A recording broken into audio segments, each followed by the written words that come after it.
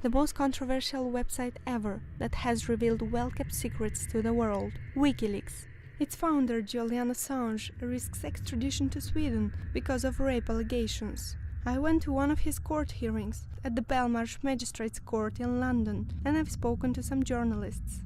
My name's Gabriel Gatehouse. I'm the BBC World Service UK Affairs correspondent, and I was in court today.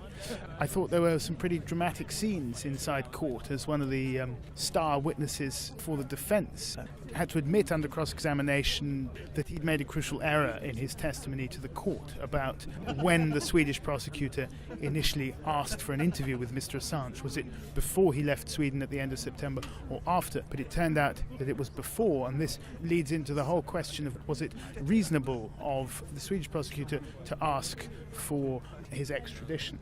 Being in the middle of this information revolution, I raised the question of whether WikiLeaks has changed the nature of journalism. My name's Mike Duffy. I'm a reporter with Channel 7 in Sydney, Australia. I don't know if it necessarily has changed journalism. Journalism's always been about finding out information that no one else can find out. I think what's happened along the way is some of the major news organisations maybe have done enough to win the trust of the public. In other words, bring us your good thing, bring us your documents, bring us your information, and we will protect our sources. Something that WikiLeaks has been very good at is getting across to the public and across to the world via the internet that you can take your documents to them and they'll protect you. So it's the old game, it's the old business, but in a new electronic way. My name's Kieran O'Reilly. I'm originally from Queensland, Australia, where Julian Assange is from.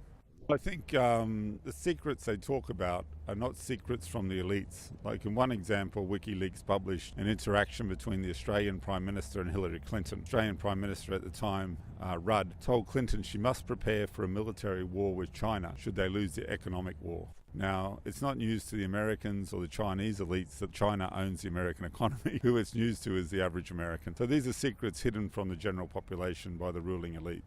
We open governments, is what they say, but is WikiLeaks really the way to democracy? My name is Anthony Johnston. I work for the international daily newspaper, Metro International.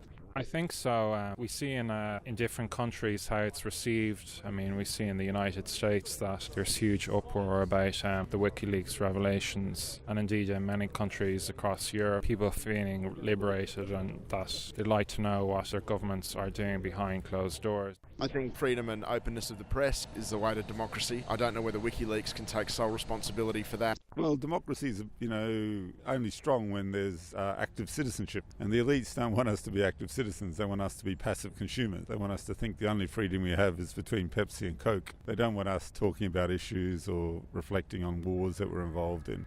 Tatiana for Smoke Radio.